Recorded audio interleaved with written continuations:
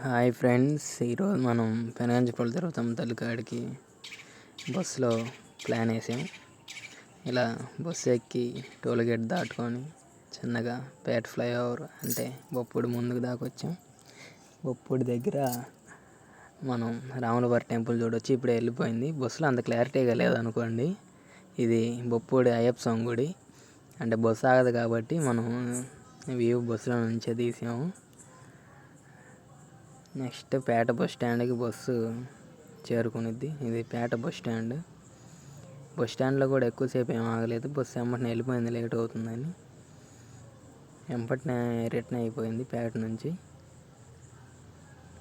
బస్సులో అయితే చాలామంది ఉన్నారు, కాకపోతే ఎవరిని వీడియో తీయలేదు, కొత్తగా చూస్తారని. ఇది మనం విజయవాడ వచ్చాము ఇప్పుడు. ఇది Vijayawada bus stand. Guntur bus stand ఇది. సారీ గుంటూరు బస్ స్టాండ్ ఇది. గుంటూరు నుంచి రాగానే చాలా బస్సులు ఉన్నాయి. ఇటు విజయవాడ వెళ్ళడానికి అటు పక్క బస్ స్టాండ్ ఉంది కొత్తగా, వేరేది. మనం అటు వెళ్ళాలి. ఇల్లు మా అమ్మ.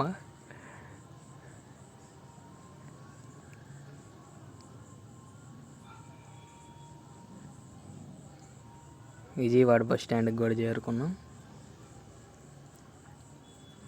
విజయవాడ ఆకలి అయ్యి ఇంకా తింటున్నారు. పులిహోర చేసుకొచ్చారు. నేను లేట్ అవుతుంది, బస్సు 9:45కి ఉందని నేను ఏసీ 24 రూపాయలు ఉంటే వెళ్ళి సినిమా చూశాను. నెక్స్ట్ పెనగంచిప్రోలు బస్సు టైం ఎక్కేలోపే 9:40 అలా దాటిపోయింది. ఇంకా నైట్ కదా, అందరు పడుకున్నారు. ఇంకా చేరుకునేలోపు 12 అయింది. పెనగంచిప్రోలు చేసుకునేలోపు మేము చేరుకునేలోపు అక్కడ జనాలందరూ నిద్రపోయి పడుకొని ఉన్నారు. లాస్ట్ బస్సు ఇదే అనమాట. 9:45కి ఉండిద్ది. 12 కల్లా మనం గుడి దగ్గరికి చేరుకుంటాం. గుడి నైట్ వ్యూ. ఈ బస్సులో నుంచి దిగిన జనాలు వీళ్ళు. అక్కడ అందరూ వచ్చి పడుకున్న వాళ్ళు నిద్రపోతున్నారు. మనం వెళ్ళగానే వాళ్ళు అసలు లెగిసే మూమెంట్లో లేరు. అక్కడ చేపలు అమ్మే ఆయన ఉంటాడు, కాకపోతే చేపలు ఏమి లేవు. ఇంకా అట్నే దుప్పట్లేసి అనుకున్నాం. పొద్దున్నే తెల్లారింది. ఇంకా స్నానాలకు వెళ్ళాలి కాబట్టి స్నానాలకు వెళ్ళాం. చిన్నగా పొంగల్ శాలలు, షెడ్లు, కొట్లు అవన్నీ మనకు కావాల్సినవన్నీ పొద్దున్నే ఎక్కడే చిక్కుతాయి. మనం ఏం తెచ్చుకోవాల్సిన అవసరం లేదు. మనీ ఉంటే, మనీ లేకపోతే ఇంటికాడ నుంచి తెచ్చుకోవచ్చు. మా అమ్మ స్నానం చేసి వచ్చి పొంగల్ పెడతానికి వెళ్తున్నారు. ఇంకా ఇటు సైడు గుడి పక్కన side right side left side వెళ్తే ఇలా అన్ని షాప్స్ ఉంటాయి. బొమ్మల షాపులు, షెడ్లు, పొయ్యిలు, అవన్నీ మనం కట్టెల పొయ్యిలు కావాల్సిన కట్టెల పొయ్యిలు. నార్మల్గా గ్యాస్ పొయ్యిలు కావాలంటే మన రూమ్స్ గోపాయి సత్రం అని ఉండిద్ది, అటు సైడ్ వెళ్ళాలి. కనుక్కుంటే చెప్తారు మనకి. ఈ కొండలు, కోళ్ళు, నాటుకోళ్ళు అవన్నీ ఉంటాయి అన్నమాట. ఇలా నడుచుకుంటా మాకంటే ముందు నడిచాము. మా కాడికి వచ్చి తీసుకెళ్తుంది మమ్మల్ని. ఇక్కడ కొండలు, పూలు అవన్నీ. సెట్ 120 రూపాయలు అంట. జాకెట్ ముక్క, పూలు, గాజులు, కడ్డీలు అవి కలిపి. కొండ అయితే 240 రూపాయలు అంట. దాని మీద మూత కూడా ఇస్తారు.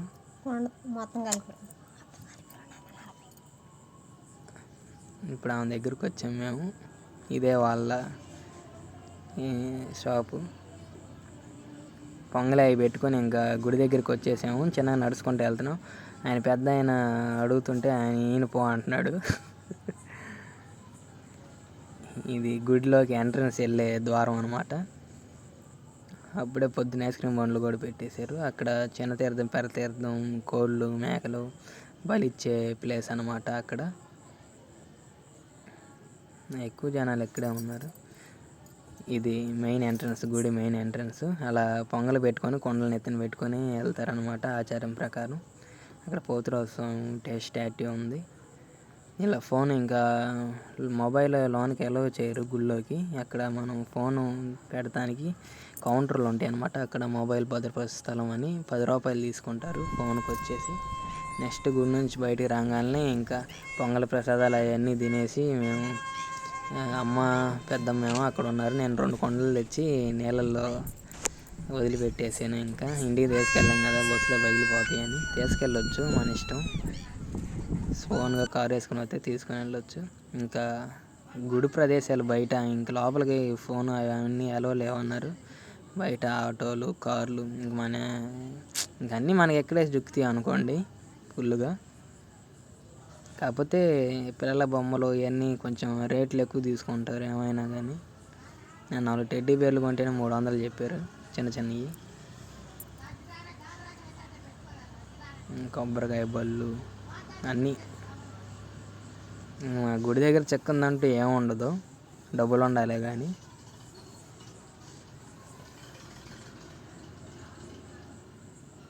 అంతా ప్రదేశం చాలా విశాలవంతంగా ఉండిద్ది. ఈరోజు మంగళవారం, మేము వెళ్ళేలోపు మంగళవారం అయింది కాబట్టి అసలు జనాలు తక్కువగా ఉన్నారు. అదే ఆదివారం అయితే ఫుల్ రష్గా ఉండేది. ఇలాగా డప్పులు అవన్నీ కొట్టుకుంటా తీసుకెళ్తారు మేళం. అది బస్సు విజయవాడ వెళ్ళే బస్సు. ఇది భక్తులు వచ్చి విశ్రాంతి హాల్. కాకపోతే ఇప్పుడు అది లైన్లో లేదు. ఈ ప్రభలు బళ్ళు తీసుకెళ్తారు సంబరం చేయడానికి, ఇవి రథాలు అక్కడ. ఇది ఇంకో గోపురం అనమాట. మొత్తం 4 గోపురాలు ఉంటాయి. చుట్టూ చెట్లు, ఇలా షెడ్లు ఉంటాయి ఎండ తగలకుండా. కింద మ్యాట్ కూడా వేస్తారు కాళ్ళు కాలకుండా నడిచే వాళ్ళకి, గుడి ప్రదక్షిణ చేసే. అది ఇంకో గోపురం అనమాట. ఎటు చూసిన కొట్లే ఉంటాయి. ఇటు సైడ్ ఈ రూట్ సైడ్ వెళ్తేనేమో ఇంక గోపి సత్రం అవన్నీ వస్తాయి ఈ రూట్ సైడ్. ఇంక జెండాలు అవన్నీ, మేము 2 జెండాలు తీసుకున్నాము ఇంటికి. ఇంక ఇది ప్లేస్. వ్యూ అయితే బాగుంది. అందరు చెప్పులు లేకుండా నడుస్తారు, పెద్దోళ్ళు అయినా చిన్నోళ్ళు అయినా. ఇది పోతురాజస్వామి స్టాట్యూ. ఖచ్చితంగా స్టాట్యూ ఎదురే మనకి ఫోన్లు భద్రపరుచుకునే స్థలము అవి ఉంటాయి. బ్యాగ్స్ అవన్నీ అక్కడ పెట్టుకోవచ్చు 10 రూపాయలు ఇచ్చి. దాని ఎదురే మనం గోపురం ఉండిద్ది లోపలికి వెళ్ళడానికి, మెయిన్ ఎంట్రన్స్.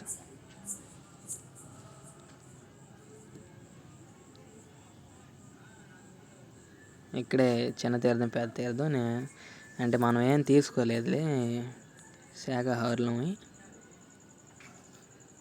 అక్కడికి వెళ్ళి వరకు ఫోటో తీపిచ్చి అక్కడ పెద్ద తీర్థాన్ని బలియటానికి ట్రై చేస్తున్నారు. ఇంక నేను ఇది నా కళ్ళతో చూడలేక, రక్తం చూడలేక, ఇంకా మళ్ళీ రక్తం చూస్తే నాకు కళ్ళు తిరిగి పడిపోతానని వచ్చేసాను. నెక్స్ట్ అలాగే గుడి పక్కన గోమాత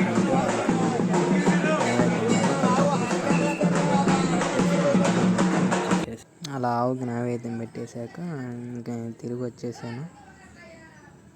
కాకపోతే అమ్మవారు చాలా కష్టాలు పడ్డారు. ఆవిడ చరిత్ర యూట్యూబ్లో ఉంటుంది. చాలా ఒక లైన్లో చెప్పేది అయితే కాదు కాబట్టి మనం వీడియోలు ఎంత ఎక్కువ పెరిగిపోయిద్ది.